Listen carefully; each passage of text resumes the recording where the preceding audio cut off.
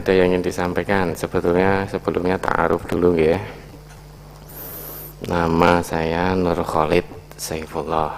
Kalau ada yang belum kenal, namanya Nur Khalid Saifullah. Itu nama aslinya. Cuma nama aslinya itu tidak dikenal orang. Bahkan tetangga kanan kiri juga tidak kenal. Dari Nur Khalid Saifullah kemudian berubah menjadi Ipung.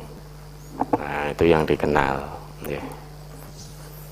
Ya, cukup untuk ta'arufnya. Mungkin ada yang ingin disampaikan.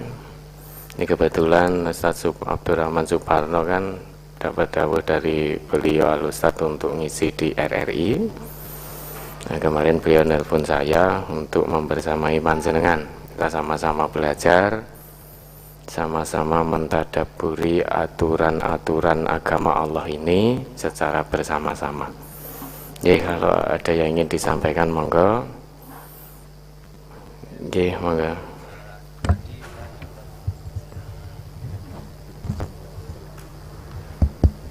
Sebelumnya assalamualaikum warahmatullahi wabarakatuh. Waalaikumsalam warahmatullahi wabarakatuh. Ya, tadi sebelum acara ini dimulai, tadi saya dapat titipan pertanyaan dari saudara kita. Itu terkait dengan hadis surat Al-Kahfi, Ustaz, yang ketika dibaca di hari Jumat dapat pahala. Ya, seperti itu. Di beliau juga menyampaikan bahasanya ada dua pendapat terkait hadis tersebut. Nah, kita selaku orang yang awam terkait hadis tersebut itu menanggapinya seperti apa? Kita harus mengikut pendapat yang seperti apa? Mungkin itu yang pengen didapat penjelasan seperti itu. Mungkin terima kasih. Memang terkait hadis surat Al-Kahfi dibaca di hari Jumat memang ada perbedaan pendapat. Ada yang melemahkan hadis itu, ada yang mendhaifkan. Tapi ada juga yang menghasankan.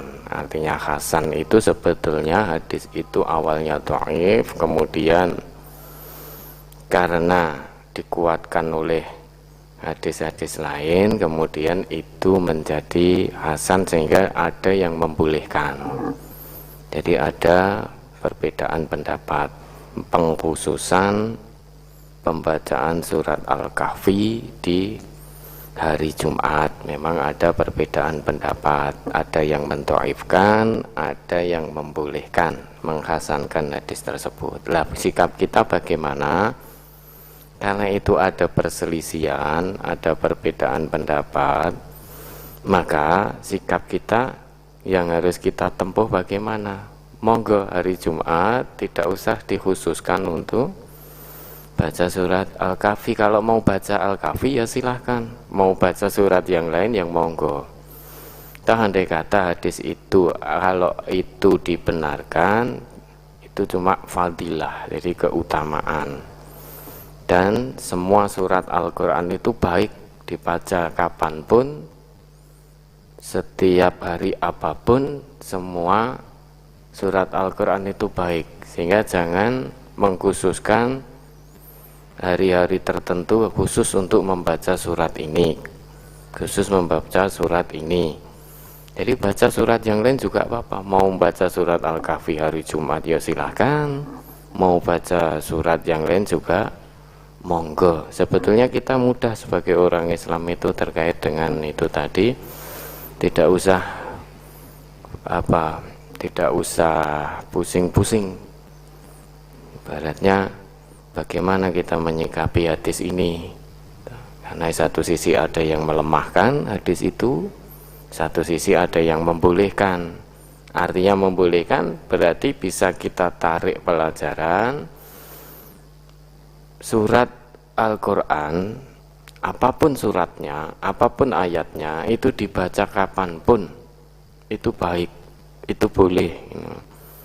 Sehingga nanti dikhawatirkan kalau hadis itu ternyata itu dhaif karena syaratnya ada ini itu dan lain sebagainya, ada si fulan. Kalau itu didhaifkan, sehingga nanti dikhawatirkan bagi yang membolehkan ini nanti umat akan tidak membaca surat Al-Kahfi. Hari Jumat karena hadisnya dhaif, hadisnya lemah, maka saya kebetulan pas sampai di surat Al-Kahfi, wah saya nggak akan baca surat Al-Kahfi. Makanya di sini tidak terkait dengan hukum, tetapi terkait dengan fadilah, keutamaan. Mau baca surat Kahfi silahkan, mau baca surat Al-Baqarah ya silahkan, mau mengkhatamkan Al-Quran di hari Jumat ya silahkan, semuanya baik. Tetapi yang menjadi tidak baik kalau kita merasa berkeyakinan, oh hari Jumat harus baca surat Al-Kahfi, kalau tidak baca surat Al-Kahfi maka saya akan celaka begini begitu dan lain sebagainya. Itu yang menjadi keliru. Atau yang menjadi salah lagi kalau ada saudara kita baca surat Al-Kahfi di hari Jumat, kemudian kita dengan lantang menyalahkan, wah hadisnya doif, begini ada yang mendoifkan dan lain sebagainya, baca surat lainnya. Itu juga salah. Itu juga salah. Ya monggo saja, kalau punya mau baca surat Al-Kahfi di hari Jumat ya silahkan, surat-surat yang lain juga monggo. Jadi tidak ada terkait dengan hukum. Di situ kaitannya hanya dengan fadilah, dengan keutamaan. Itu mudah-mudahan bisa dipahami. Jadi hadis-hadis yang enggak ada